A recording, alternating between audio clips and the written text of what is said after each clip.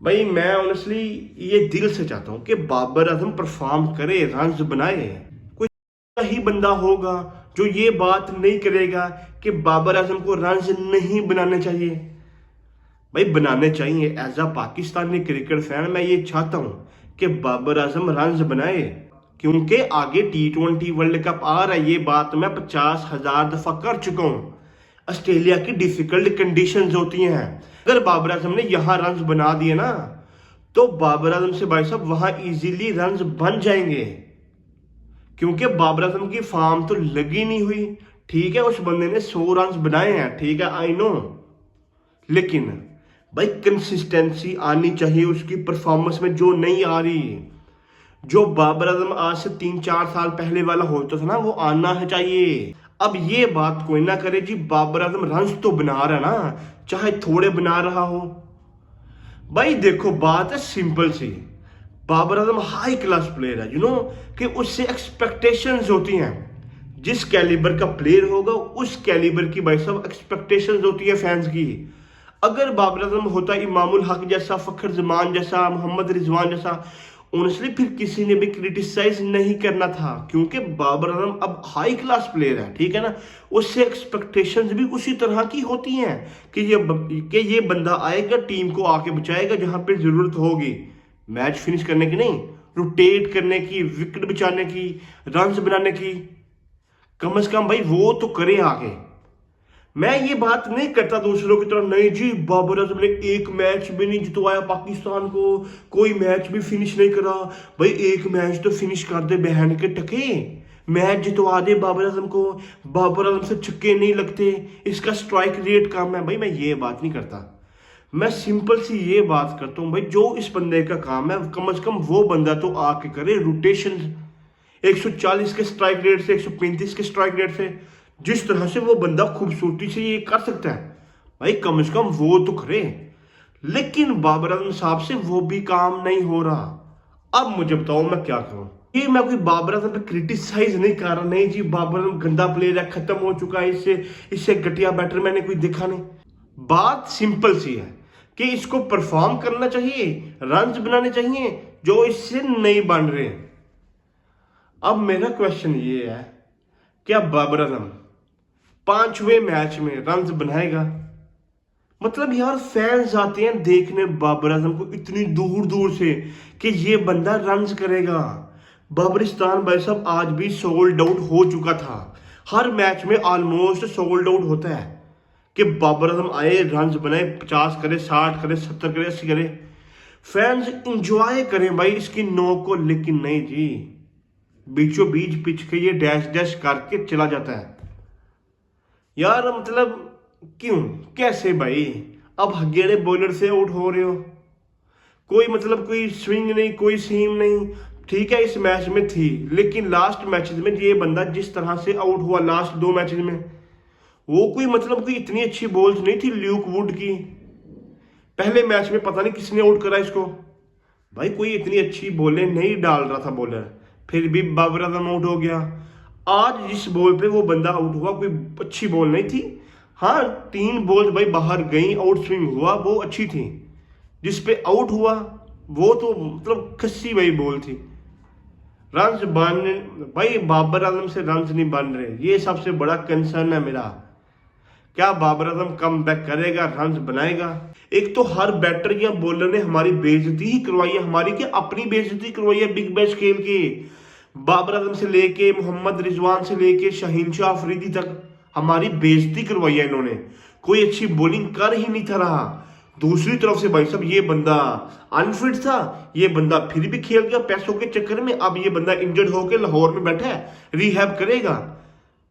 इतना बड़ा question mark है भाई, T20 वर्ल्ड कप कॉर्नर में है, और हमारे चेयरमैन पीसीबी मोहसिन नकवी साहब को इस बात का आइडिया ही नहीं कि भाई T20 कॉर्नर में है, T20 वर्ल्ड कप, तो मैं इनको ना भेजूं, इनको रेस्ट कराऊं। भाई रेस्ट करो जाके, मतलब कोई पकौड़े शकोड़े खाओ, कोई बोतल शोतल पियो, कोक की पेप्सी की बोतल पियो, आराम करो, रेस्ट वेस्ट करो, अपनी बॉडी को सुकून दो। लेकिन नहीं जी, ओवरलोड की वजह से वो बंदा इंजर्ड हो गया, पहले बॉलिंग हो नहीं रही।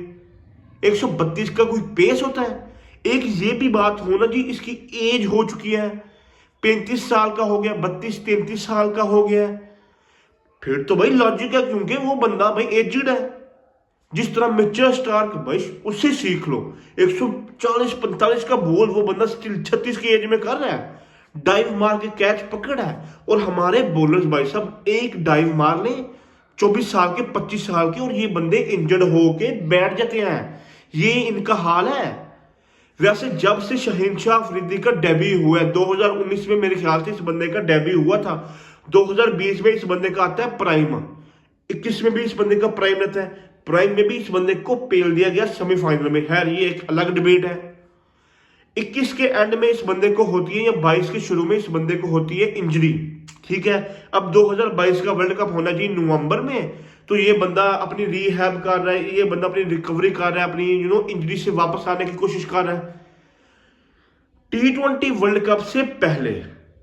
मतलब ये बातें निकल के आ रही है कि शहीनशाह अफरीदी T20 वर्ल्ड कप में नहीं होंगे, क्योंकि वो बंदा इंजर्ड है।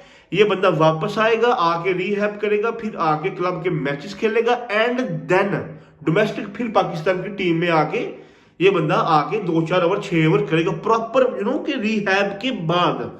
लेकिन होता क्या है, शहीनशाह अफरीदी सब इंजरी से रिकवर करते हैं, और इंग्लैंड में ही, ऑस्ट्रेलिया में ही, सॉरी, इंग्लैंड से डायरेक्टर भाई आते हैं ऑस्ट्रेलिया पधारते हैं, जी मैं T20 वर्ल्ड कप खेलूंगा, आई एम रेडी, पाकिस्तान के लिए मेरी जान भी हाजिर है। भाई पहले जान तो बना ले, फिर बाद में हाजिर कर लेना। भाई वो बंदा 2022 का वर्ल्ड कप खेलता है आगे, और थ्रू आउट वो बंदा अच्छी बॉलिंग करता है, ठीक है। और जैसे ही फाइनल आता है, पहले 2 ओवर वो बंदा अपने अच्छे कर जाता है, अलेक्स सेल्स को भी बोल्ड कर देता है, अच्छे करता है जी। लेकिन जैसे ही वो बंदा अपना तीसरा ओवर कराने आता है, मोइन अली को पहली बॉल करता है, पहली डॉट हो जाती है मेरे ख्याल से, उसके बाद वो बंदा हो जाता है इंजर्ड। जो कैच पकड़ता है हैरी ब्रूक का, उसके बाद से लेके आज तक नवंबर 2022 एंड 2025 अब खत्म हो गया, ऑलमोस्ट 3 साल हो गए इस बात को, वो बंदा उसी शेप में वापस आ ही नहीं सका। भाई पाकिस्तान एक वाहिद कंट्री है, यहां से बड़े बॉलर प्रोड्यूस करती है और वहां से जाया कर देती है।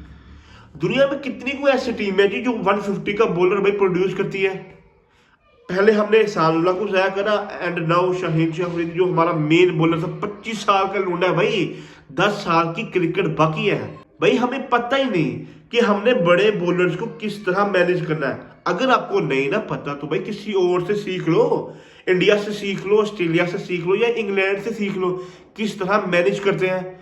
अगर आपकी सीरीज किसी वेस्ट इंडीज के साथ है, जिम्बाब्वे के साथ है, अफगानिस्तान के साथ है, वैसे अब तो अफगानिस्तान भी हमारे लेवल की आ चुकी है, नीदरलैंड के साथ है, भाई अपने मेन बॉलर्स को करो रेस्ट। ओवरलोड हो जाता है, ठीक है भाई, अब रेस्ट करो, घर जाओ, खाओ पियो, मौज करो, डैश डैश लो जाके। लेकिन हम क्या करते हैं, जी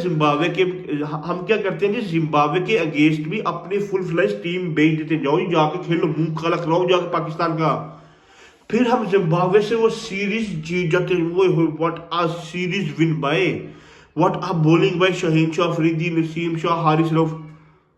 दुनिया की वाहिद कंट्री है कि हम अपने मेन प्लेयर्स को रेस्ट नहीं करवाते छोटी टीमों के अगेंस्ट। क्यों नहीं करवाते? क्योंकि जी छोटे प्लेयर आके रिप्लेस ना कर ले, कहीं इनको कर ही ना ले कहीं आके रिप्लेस। ये भाई हाल है हमारे प्लेयर्स का। मेरा कंसर्न शहीनशाह अफरीदी है, और वो बंदा मतलब यार शहीनशाह अफरीदी इंजर्ड हो चुका है।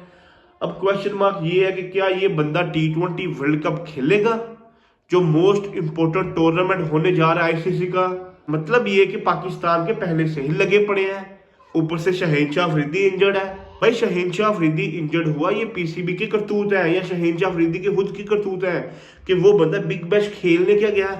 भाई जब आप लीग क्रिकेट खेलते हो तो भाई आप इंजर्ड होते हो, आप ओवरलोड हो जाते हो, जो शहीनशाह अफरीदी हो गया।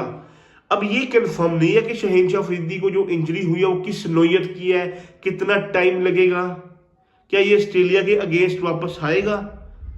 श्रीलंका के अगेंस्ट तो डेफिनेटली ये बंदा नहीं खेलेगा, लेकिन क्या ऑस्ट्रेलिया के अगेंस्ट खेलेगा, क्या T20 वर्ल्ड कप खेलेगा, आई डोंट नो भाई। खेलता है कि नहीं खेलता ये तो हमें आने वाले दिनों में ही पता चलेगा।